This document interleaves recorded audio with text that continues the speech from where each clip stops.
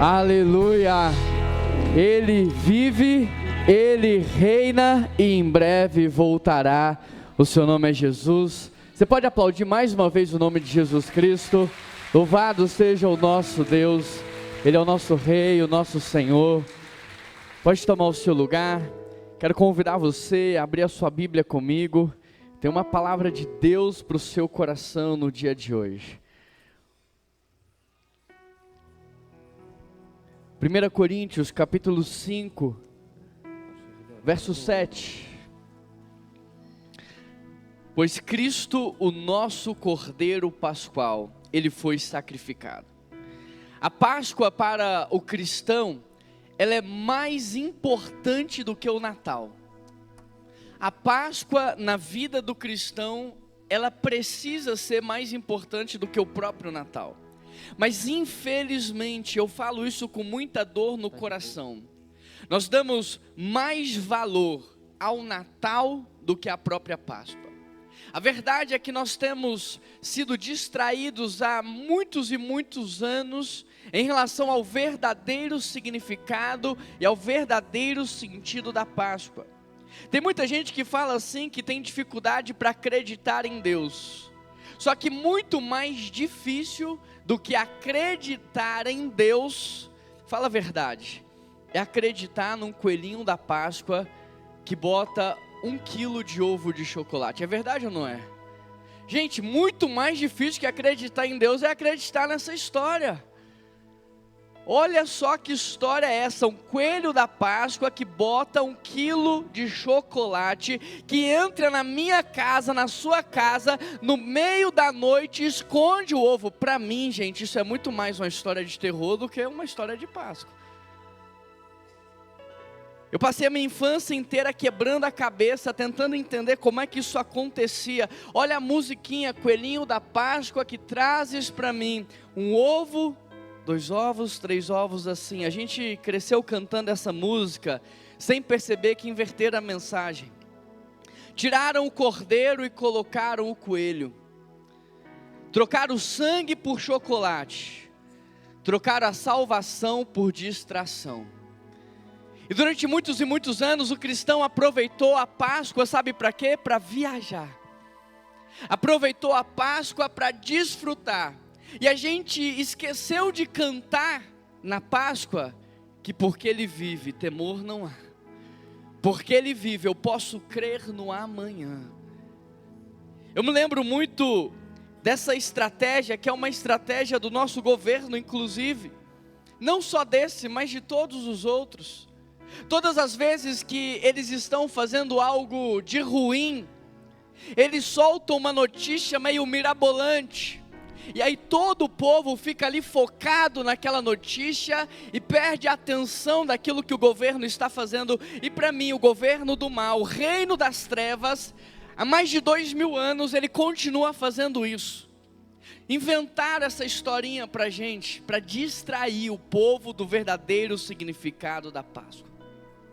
Imagine que alguém tenha criado uma cura para uma doença terrível, uma doença terminal. Imagine que alguém tenha criado a cura para esta doença.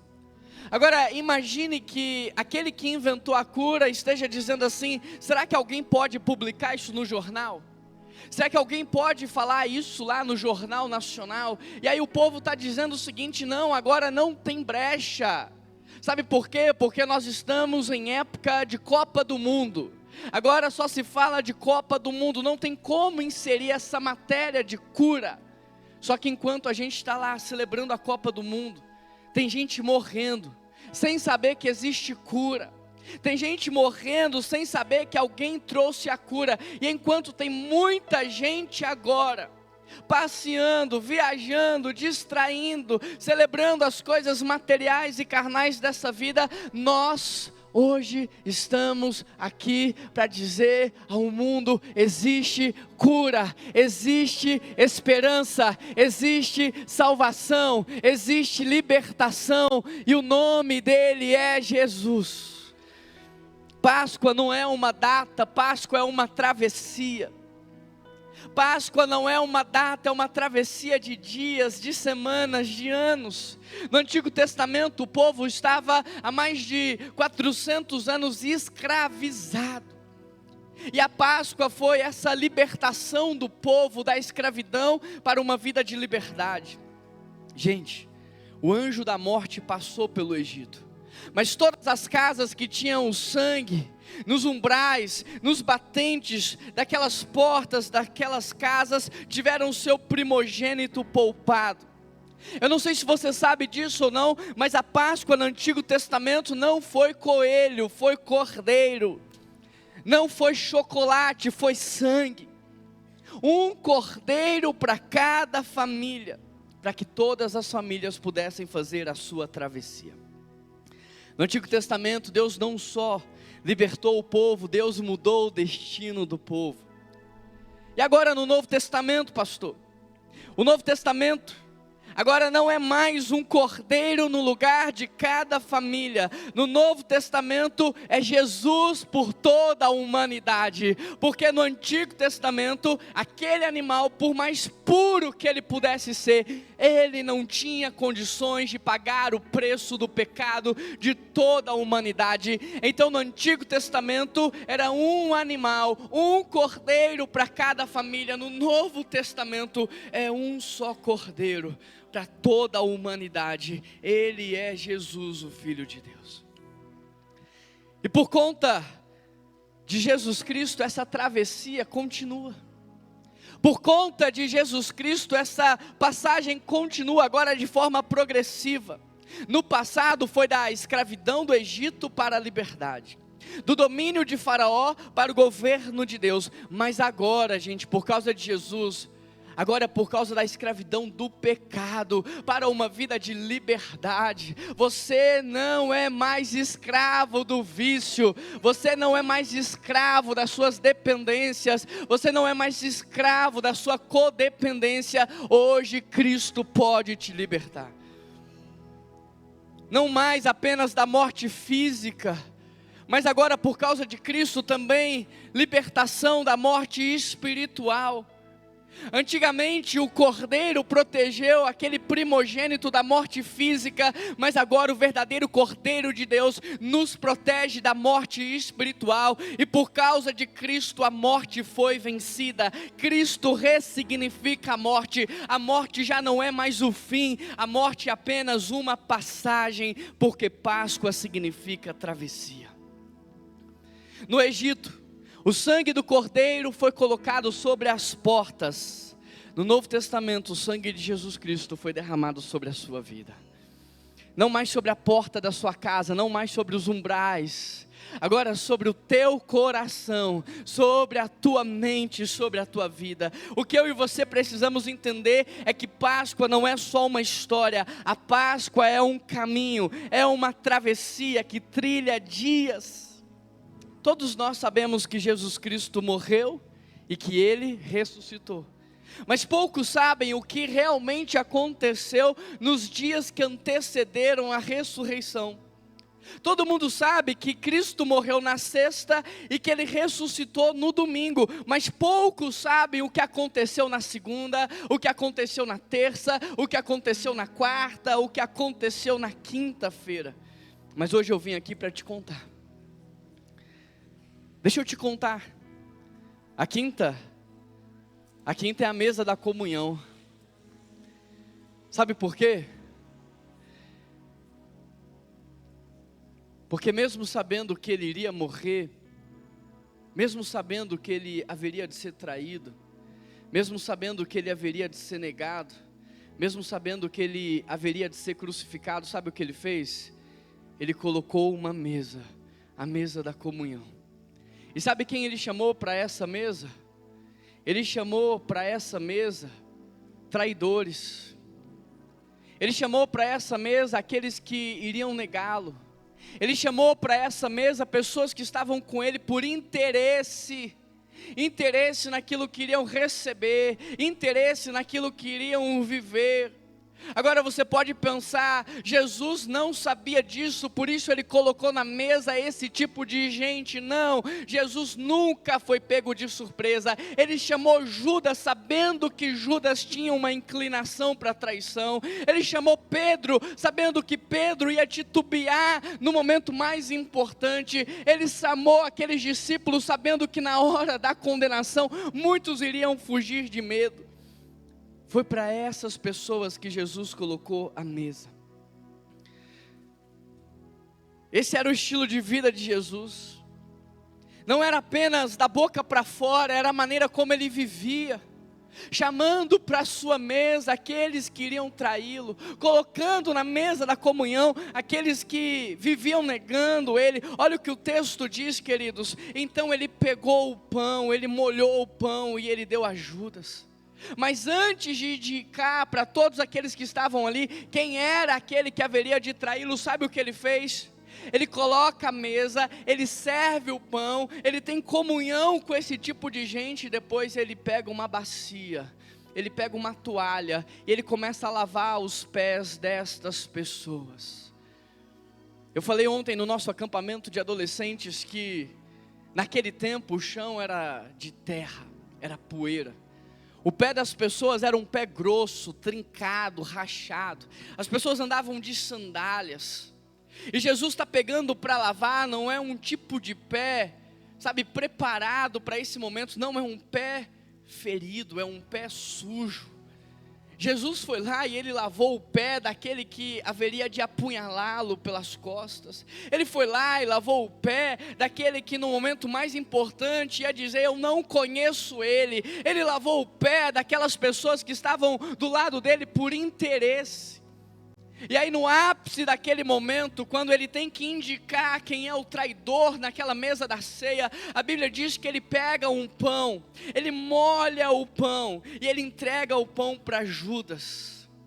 E eu quero te explicar o que isso significa dentro de um contexto judaico. Dentro de um contexto judaico, molhar o pão e dar a alguém era um gesto de carinho, era um gesto de respeito. Era um gesto de amor. Quando o anfitrião da casa fazia isso, era como se ele estivesse dizendo assim, eu vejo você, eu respeito você, eu me preocupo com você, você é importante para mim. Jesus ele não acusa Judas dizendo, você haverá de me trair, você não presta. Não, ele está dizendo para Judas, olha Judas, eu não estou olhando para o que você vai fazer, eu estou olhando para quem você é. Eu me importo com o teu coração. E se houver ainda uma brecha no teu coração, eu quero que neste momento, com esse ato, você sinta o meu amor. Fazer isso era dizer, eu te aceito. Era dizer, eu te incluo. Era dizer, você pertence a essa mesa. Entregar um pedaço de pão molhado era o que os judeus chamavam naquele tempo do abraço da mesa. Agora olha o peso disso, porque ele não está fazendo isso para João, o discípulo que ele amava. Ele não está fazendo isso para um dos três que tinha intimidade com ele. Ele está fazendo isso com Judas.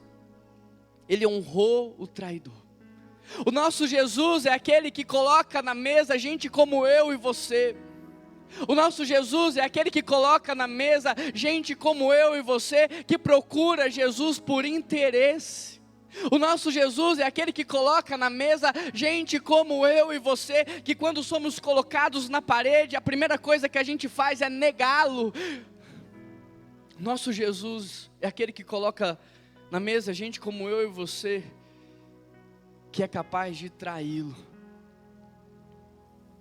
Na quinta-feira Jesus colocou a mesa, Jesus amou, Jesus teve comunhão, Jesus serviu, Jesus honrou. Depois disso, sabe o que ele faz? Ele vai para o Getsemane. E então, não na presença dos discípulos, não nas redes sociais, lá, no jardim da oração, ali ele se derrama. Ali ele abre o coração para o Pai e diz assim, Pai, está muito pesado, está muito difícil, eu estou amando, eu estou me doando, eu estou me sacrificando, mas o Senhor conhece o coração deles, e o Senhor sabe o que eles vão fazer. Jesus não fez isso com o traidor, Ele não fez isso com aquele que negou, mas foi lá no jardim do Getsêmani, em oração, que Ele agonizou a ponto de transpirar o próprio sangue, e Ele disse assim: Pai, se possível, afasta de mim este cálice, mas que não seja feita a minha e a sua vontade. Então ali naquele jardim de oração, com o coração rasgado diante do Pai, Ele é traído por Judas, Ele é preso, Ele é negado pelo apóstolo Pedro, e então chega a sexta-feira. Sexta é o dia em que o amor de Cristo é provado. Sexta-feira é o dia em que o amor de Cristo é elevado ao nível máximo. Na sexta-feira esse amor deixa de ser o amor de palavras. Na sexta-feira esse amor deixa de ser um amor de mesa, deixa de ser um amor do pão, deixa de ser um amor de comunhão, e agora esse amor é elevado ao nível de sacrifício, de entrega. Na sexta-feira Ele se doa por completo, Ele não tem reservas, Ele não poupa nada, Ele não guarda nada, Ele entrega tudo, tudo. Na sexta-feira aqueles que foram amados tinham uma escolha. Eles tinham a escolha de soltar Barrabás, ou eles tinham a escolha de condenar Jesus. E eu nunca entendi como que o povo podia escolher Barrabás, um dos maiores assassinos daquele tempo. Como soltar Barrabás e prender Jesus? Como soltar um assassino e condenar alguém que amou, que serviu, que repartiu, que cuidou? Até o dia que eu entendi que Barrabás era eu. Até o dia que eu entendi que sempre que eu estou colocado numa posição difícil, e eu tenho que escolher entre Jesus e eu escolho eu. Até o dia que eu entendi que Barrabás foi solto para representar o que eu faço. No meu dia a dia, quando eu estou passando por momentos difíceis, de dificuldades, e eu tenho que tomar uma decisão: eu vou servir Jesus ou eu vou me poupar? E eu descubro que eu me poupo. Eu vou doar mais ou eu vou guardar? E eu descobri que eu guardo. Eu vou dar a segunda face ou eu vou me defender? E eu descobri que eu defendo. Eu vou amar mais um pouco ou eu vou me vingar? E eu descobri que eu vingo. Aí tudo fez sentido para mim. Na sexta-feira, Jesus Cristo, Ele é colocado na Via Dolorosa. E ali na Via Dolorosa, enquanto Ele vai carregando a sua cruz, uma cruz pesada por sinal, a multidão vai cuspindo nele enquanto Ele vai passando. A Via Dolorosa é uma rua dentro dos muros de Jerusalém, apertadinha, pequenininha. Eu consigo imaginar as pessoas ali nos dois cantos daquela rua, Jesus passando ao meio e as pessoas cuspindo no seu rosto, as pessoas tacando pedras em Jesus, os soldados chicoteando Ele a ponto de rasgar as suas costas. E enquanto Ele ia passando, talvez algumas pessoas pudessem chutá-lo, tentando desequilibrá-lo, enquanto Ele com muito esforço carregava a sua própria cruz. Agora, a gente está aqui celebrando a Páscoa, mas antes da Páscoa, a gente tem o quê? Antes da Páscoa, qual que é a maior festa que tem? O Carnaval. O Carnaval é o tempo em que grande parcela da humanidade presta culto a Satanás, oferecendo a Satanás os seus próprios corpos como sacrifício. O Carnaval nada mais é um grande ritual de sacrifício vivo, aonde durante dias e noites as pessoas sacrificam seus relacionamentos, abrem mão de namoros, casamentos, abrem mão das suas famílias, abrem mão da sua santidade, abrem mão da integridade. Elas estão ali sacrificando o seu dinheiro, o seu tempo, o seu corpo e tudo isso a Satanás. Mas logo depois do Carnaval você tem a Páscoa. E sabe por que o diabo odeia tanto a Páscoa? Sabe por quê? Porque enquanto no carnaval todo mundo se sacrifica pelo diabo, na Páscoa o único e verdadeiro Deus se sacrificou por toda a humanidade. O que o Satanás não conseguiu fazer, Jesus Cristo fez. E enquanto ele deseja ser adorado, e enquanto ele deseja ser festejado, e enquanto ele está lá sendo adorado por todos aqueles que se ofertam a ele, na Páscoa, Jesus Cristo, o Filho de Deus, se ofertou por toda a humanidade. Isaías, 800 anos antes, diz que ele foi desprezado e rejeitado pelos homens, familiarizado com o sofrimento, alguém de quem os homens escondem o rosto, ele foi desprezado. Isaías 53 diz: certa vez ele tomou sobre si as nossas enfermidades e levou sobre si as nossas doenças, contudo nós o consideramos castigado por Deus. Ele foi transpassado por causa das nossas transgressões e esmagado por causa das nossas iniquidades, e o castigo que hoje nos traz a paz estava sobre ele, e pelas suas feridas nós fomos curados. Sábado é o dia que vem logo depois. E é engraçado porque até agora a gente pautou a mensagem inteira em João, mas quando chega no sábado, João não fala. João está falando da sexta, João falou da quinta, João narrou a semana inteira. Quando chegou no sábado, João não fala. João ignora o sábado, por quê? Porque talvez o sábado seja um dos dias mais difíceis para a gente, porque no sábado não tem milagre, no sábado não tem fala de Jesus, no sábado não tem ação dos anjos, no sábado não tem movimento, no sábado só tem silêncio. João passa direto porque tem fases da vida que não se explicam, só se atravessa. Tem fases da vida que não tem muito o que dizer, a gente só tem que passar, só tem que viver, só tem que esperar com esperança. Agora, Lucas registra o sábado. O sábado não é só um dia na semana. O sábado para Lucas é uma estação da alma. É o momento entre a promessa e o cumprimento, a dor e o milagre, o estar consumado com o Cristo ressurreto. Por isso Lucas escreve assim, no sábado, capítulo 23, verso 56, eles descansaram em obediência. É o que Lucas fala. Quando não tinha mais o que se fazer, quando não tinha mais como dialogar, como não tinha mais como alterar, eles descansaram. Isso é forte, porque os discípulos queriam fazer alguma coisa, eles queriam agir, eles queriam ajudar, mas eles foram colocados na espera.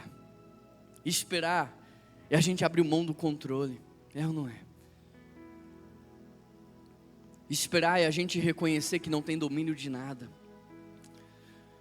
É quando você faz um exame, está esperando o resultado daquele exame. O que é que se pode fazer a não ser esperar?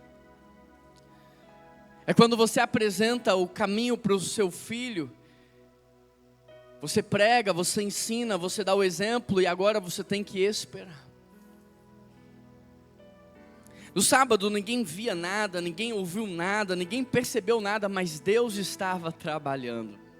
O silêncio de Deus não significa omissão de Deus. O silêncio de Deus não significa que Deus não está fazendo nada. Enquanto ninguém via, ninguém ouvia, enquanto Deus não publicava, Ele estava agindo. O sábado é perigoso porque parece abandono, mas não é. O sábado é perigoso porque parece que a gente fracassou, mas é uma mentira. O sábado é perigoso porque parece que Deus nos abandonou, mas Ele está lá. O sábado é perigoso porque parece que a gente perdeu. Mas o domingo, gente, ele ia chegar. O maior erro da gente é interpretar silêncio como ausência.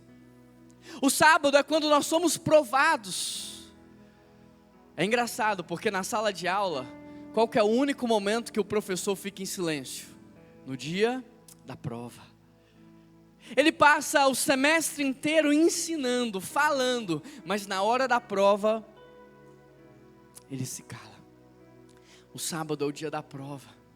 é quando a gente testa o nosso coração, é quando a gente testa a nossa fé, é quando a gente testa a nossa convicção, é quando a gente testa o nosso relacionamento com Deus. Sábado é o dia que nós temos que esperar, mas não esperar de qualquer maneira, porque é aqui que a gente erra, Jefferson. A gente erra murmurando, a gente erra porque a gente espera reclamando, Isaac. A gente erra porque a gente espera criticando Deus. A gente erra porque a gente espera duvidando no nosso coração. A gente erra porque a gente espera sem fé. Mas sábado é o dia da gente esperar com esperança. Se Ele falou, vai acontecer. Se Ele falou, vai acontecer. Se Ele falou, vai acontecer. E é o dia em que você precisa resgatar aquilo que te dá esperança. Eu quero perguntar para você, o que foi que Deus te falou? O que foi que Deus falou com você? Quais são as promessas que Deus fez para você, para a tua casa, para o teu casamento? Porque talvez você possa estar vivendo num sábado, aonde você pensou que Deus desistiu daquela ideia, aonde você pensou que agora, do jeito que está, na altura do campeonato, Mara, não tem mais o que fazer. Mauro, ainda é sábado, calma, ainda é sábado. E aí, gente, o domingo chegou. E o que o domingo representa? O dia da vitória. O que o domingo representa, gente? Todo mundo. O dia da vitória. Sexta disse, acabou. O domingo chegou dizendo, não, recomeçou. Domingo é a passagem da morte para a vida. Jesus estava morto, sepultado, enterrado.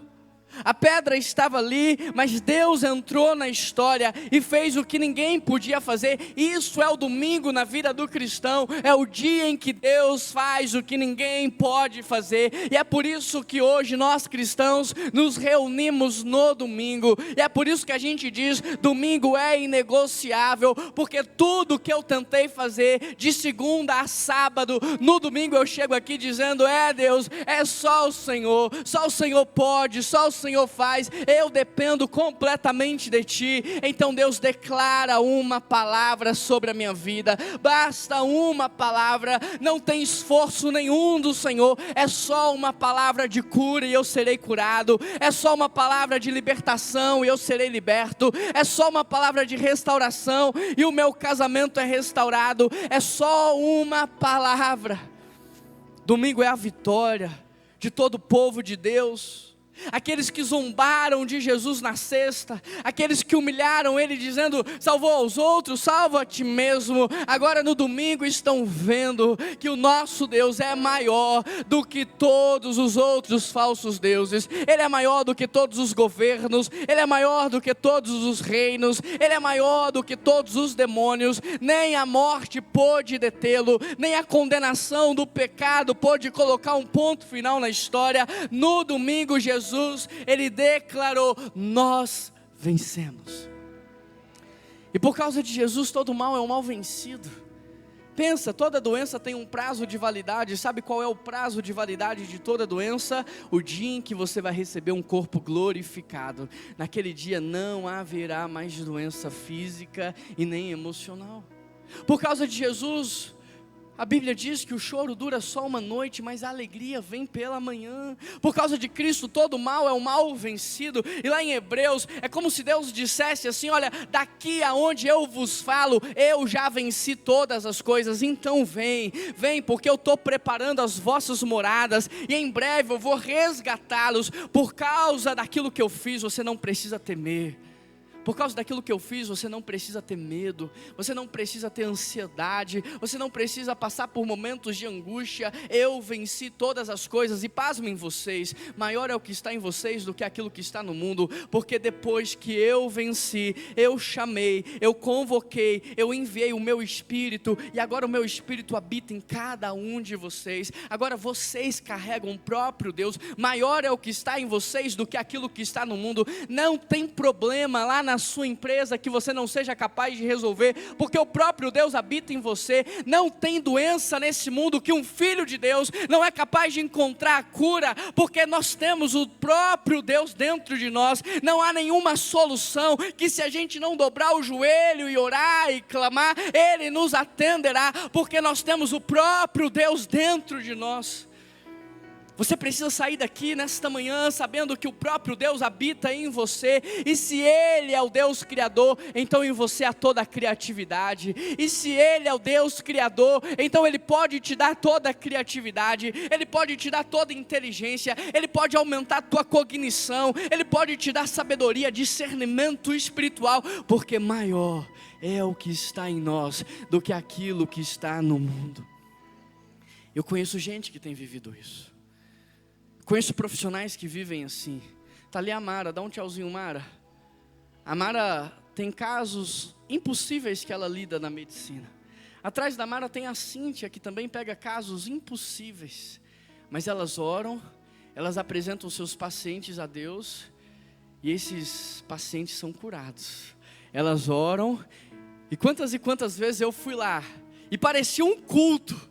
Ela estava orando por um caso impossível, e muitos daqueles que eu vi lá, depois estiveram aqui, porque receberam uma cura completa, física, emocional e espiritual. Eu conheço gente que entende, que vive isso. Mas já pensou você vivendo isso, domingo da ressurreição todos os dias, dizendo: olha, eu não preciso temer a morte, eu não preciso temer as doenças, eu não preciso ter medo de nada, porque o próprio Deus habita em mim. Eu gosto, sabe do que? Eu gosto do aluno difícil, sabe do que? Eu gosto de problema, eu gosto que me apresentem desafios, porque enquanto ninguém pode resolver, eu que sou um filho de Deus e que tenho o próprio Deus dentro de mim, eu vou resolver, e o nome dele vai ser glorificado.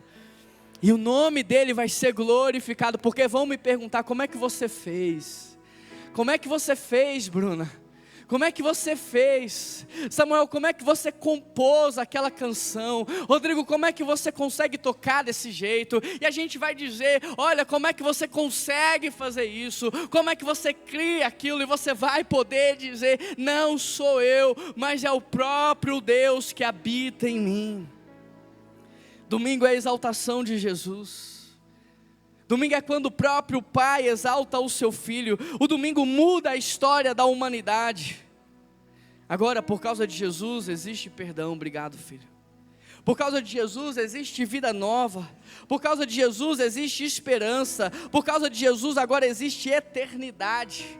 Nós que corremos tanto atrás da imortalidade, a ciência que luta tanto, a medicina que luta tanto pela imortalidade, o ser humano está aqui tentando postergar mais 5, mais 10 anos de vida, mas agora por causa de Jesus, a eternidade. Gente, não é mais 1, não é mais 2, não é mais 5, não é mais 10, por causa de Jesus. Deixa eu te dizer, eu acho que você não entendeu, não vai acabar. Por causa de Jesus nós viveremos para todo sempre, mas em um lugar, gente, que não tem tristeza, em um lugar onde não tem mais dor, em um lugar onde não tem mais traição, em um lugar onde não tem mais sofrimento, em um lugar onde nós conheceremos a música num patamar ainda maior, a arte num patamar ainda maior, em um lugar onde a nossa cognição será elevada à sua potência máxima, e nós poderemos criar e fazer e celebrar, e isso nunca mais vai acabar.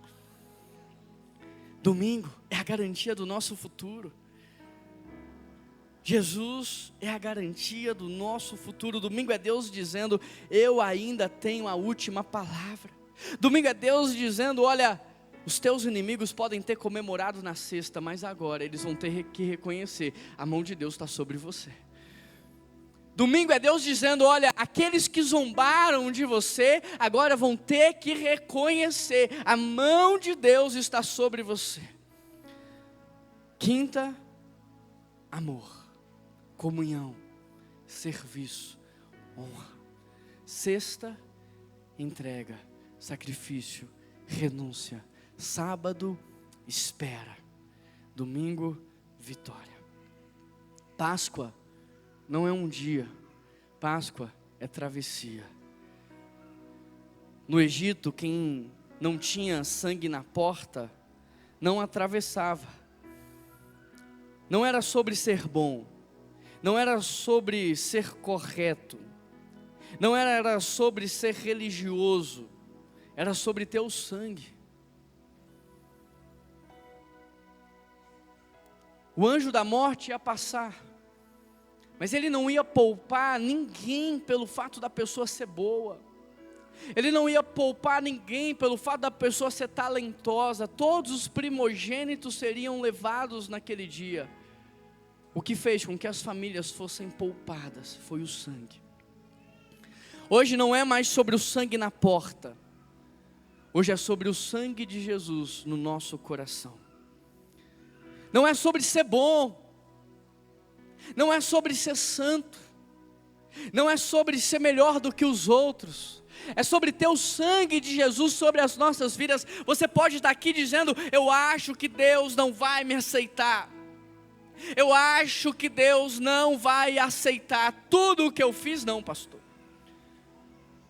Eu acho que não tem solução para mim. Eu acho que não tem esperança para mim. Tem gente aqui que já viveu uma quinta-feira, que já sentou na mesa de Jesus. Tem gente aqui que já comeu o pão com Ele. Tem gente aqui que já foi servido por Ele. Tem gente aqui que já experimentou, nem que seja um pouquinho do amor, mas não entrou na sexta, ficou na quinta. Tem gente aqui que está no sábado,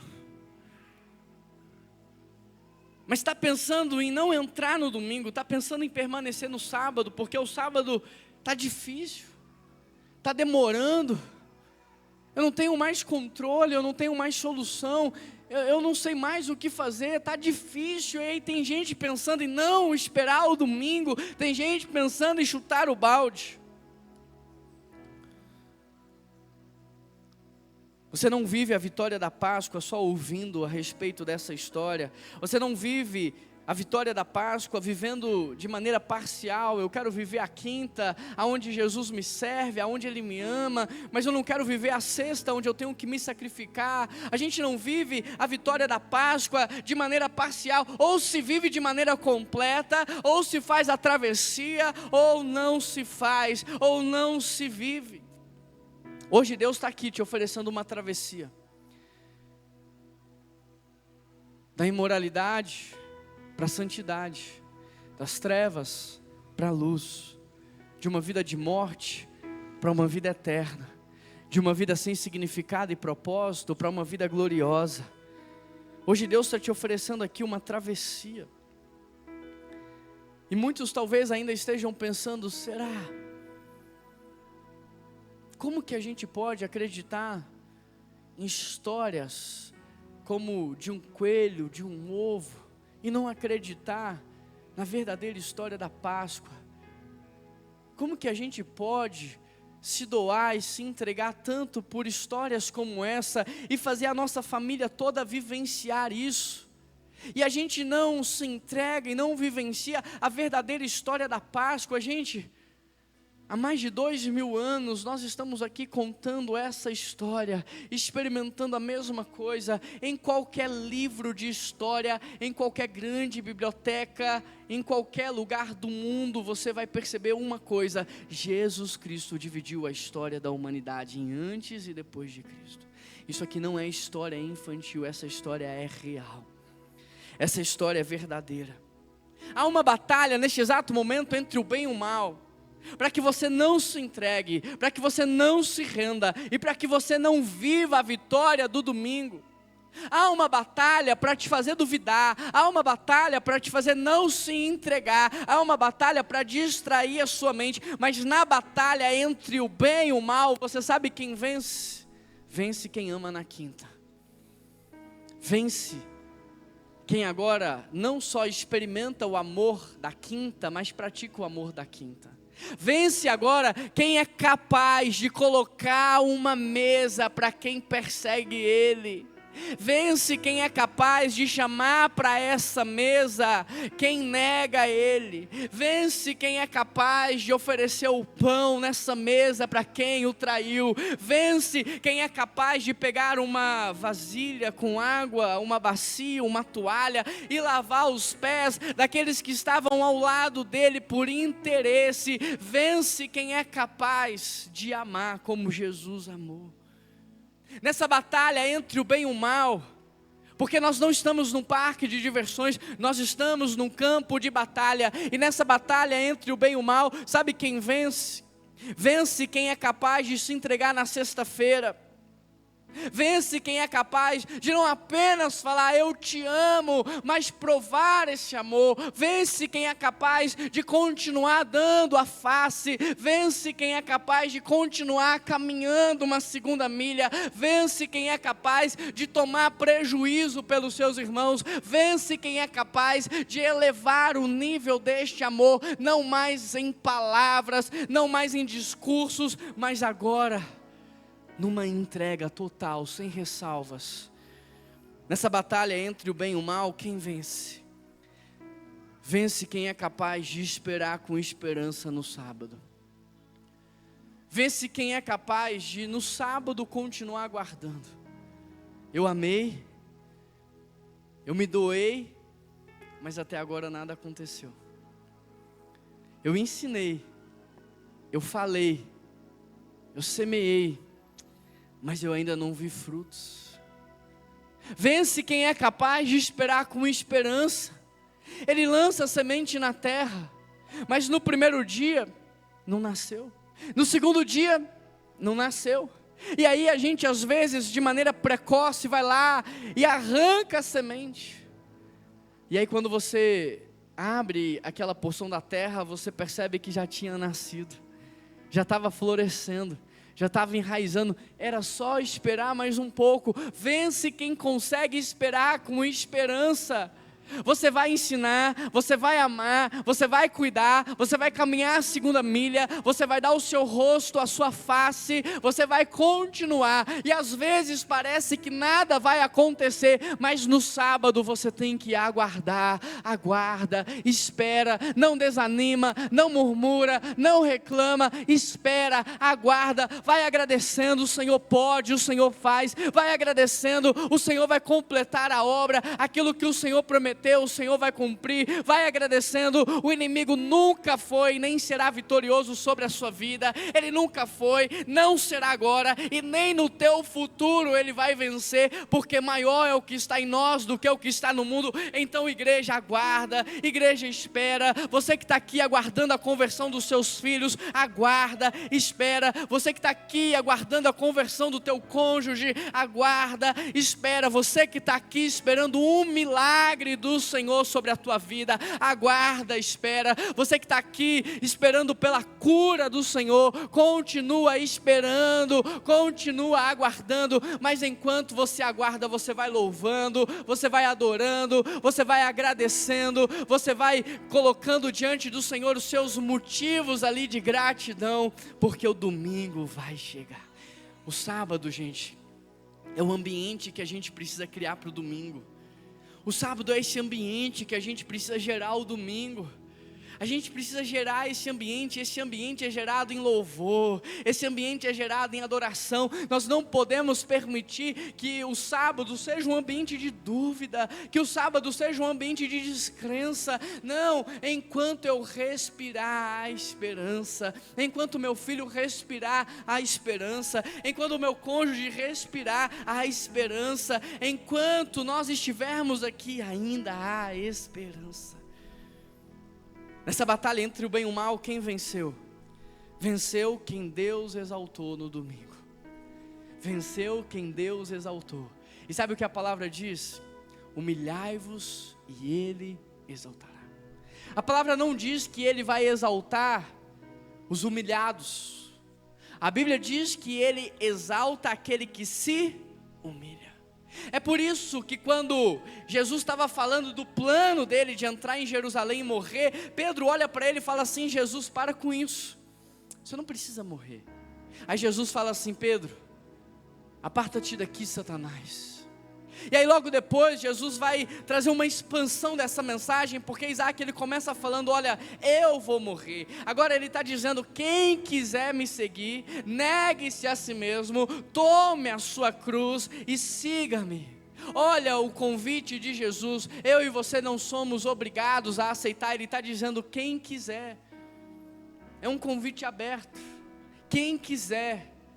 Então negue-se a si mesmo, olha, não é para negar o próximo, não é para negar a cultura, não é para negar as influências, é para negar o Barrabás que habita dentro de mim, dentro de você, é para negar o desejo de vingança, é para negar o orgulho, é para negar essa vaidade que a gente vive, é isso que a gente tem que negar. Negue-se a si mesmo, então tome a sua cruz. A cruz para o judeu era humilhação escancarada. Jesus está dizendo, escolha o caminho da humilhação, escolha ser humilhado, escolha ser ridicularizado, escolha isso, toma a tua cruz. Eles vão zombar da tua fé, tome a tua cruz. Eles vão zombar do teu compromisso, tome a tua cruz. Eles vão zombar, tome a tua cruz.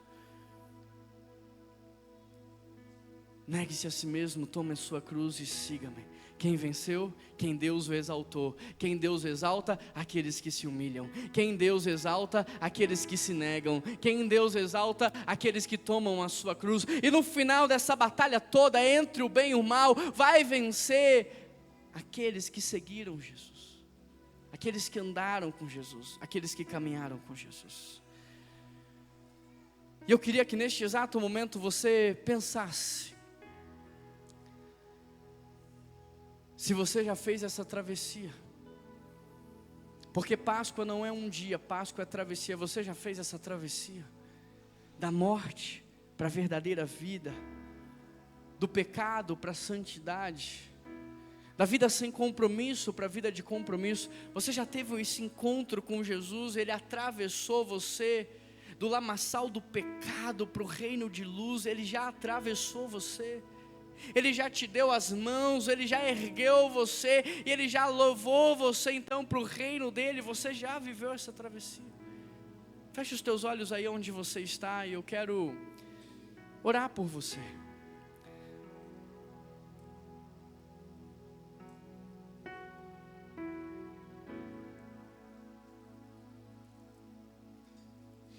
Feche os teus olhos e eu queria que você pensasse.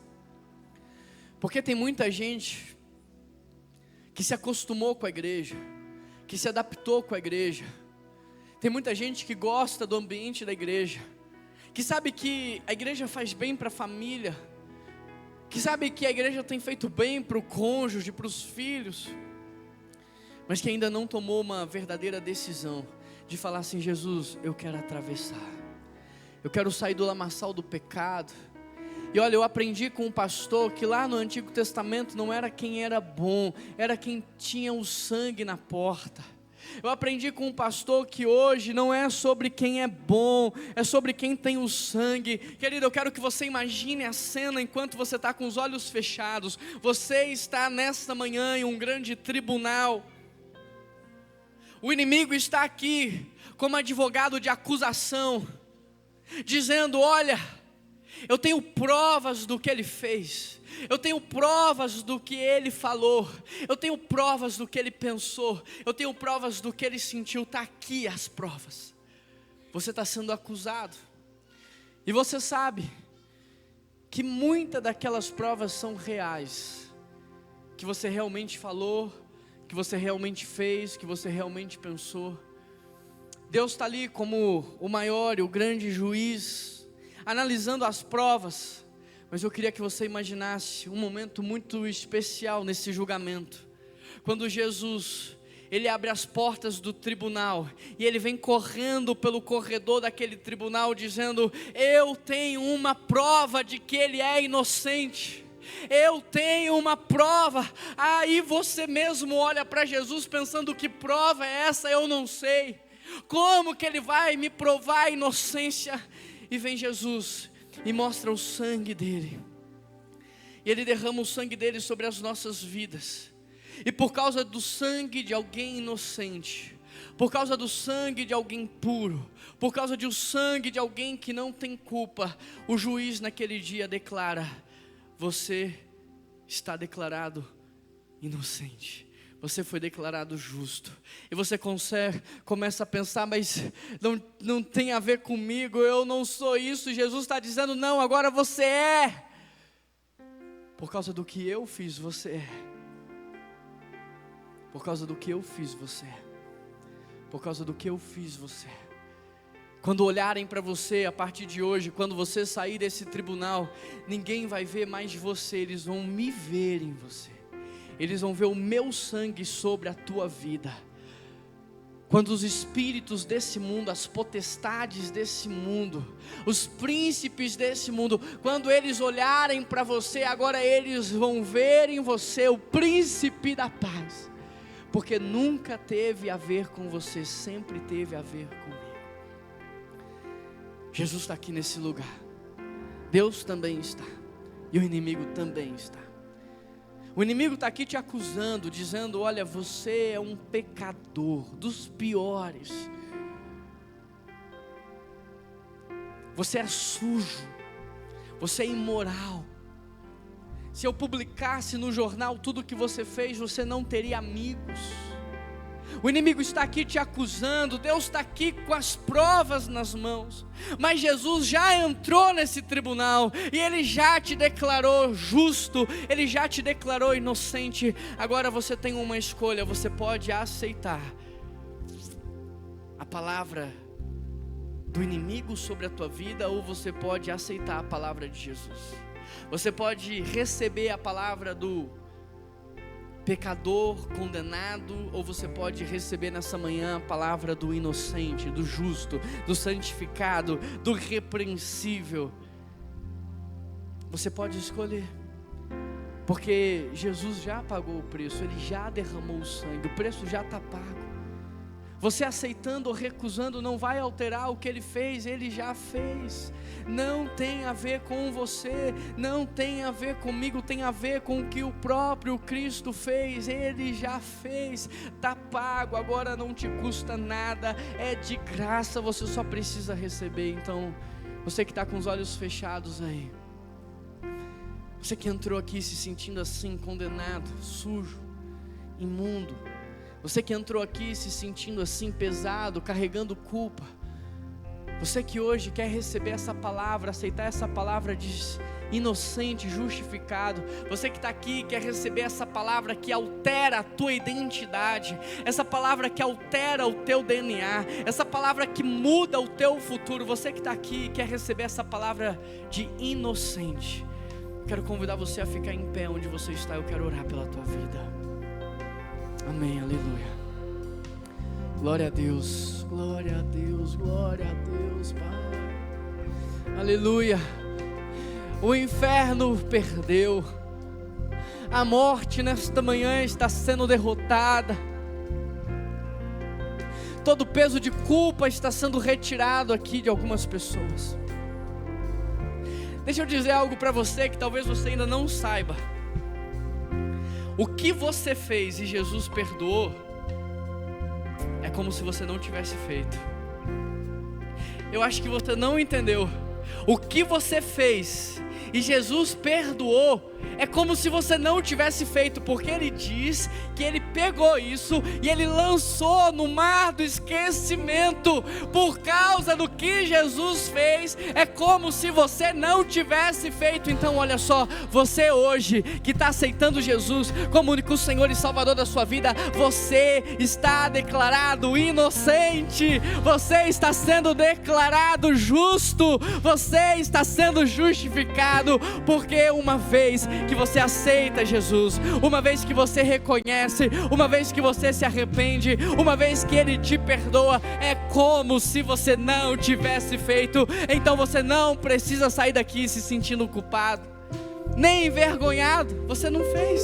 Ele perdoou, Ele te lavou com o sangue dele, Ele te purificou, Ele pegou tudo isso e Ele lançou no mar do esquecimento. Agora se o inimigo vier te acusar, você diz: eu não fiz, eu não moro mais lá, eu não habito mais nesse lugar, porque Jesus Cristo me tirou do império das trevas e Ele me colocou no seu reino de luz. Ele mesmo me tirou do lamaçal do pecado e Ele mesmo me lavou com o sangue dele. Pai, eu quero te entregar cada vida que está de pé. Eu não sei, Deus, o que é que o Senhor fez, mas eu sei que o Senhor fez algo aqui nessa manhã. Eu não consigo compreender a grandiosidade dos teus feitos, mas eu sei que o Senhor não faz nada pequeno. Eu sei que aquilo que o Senhor faz não tem a ver apenas com a minha vida, com este tempo, mas tudo que o Senhor faz tem a ver com famílias, tudo que o Senhor faz tem a ver com gerações, tudo que o Senhor faz tem a ver com descendência, Pai.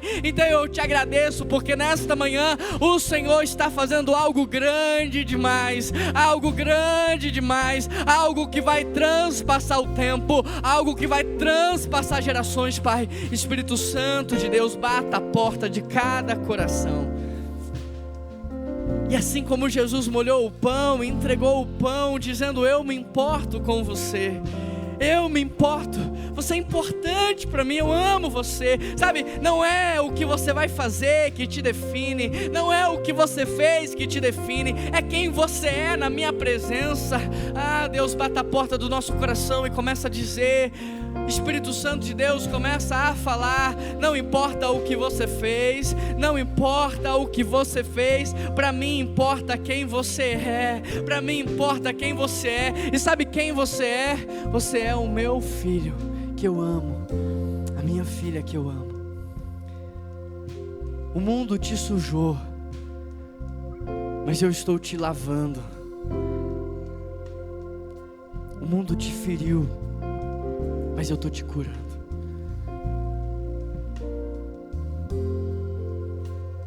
Você chegou aqui marcada, mas eu estou restaurando você, a minha imagem, a minha semelhança. Jesus não lava só os nossos pés, nos lava por inteiro nesta manhã, porque o seu sangue tem poder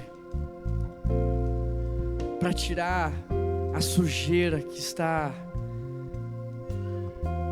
nas entranhas do nosso ser.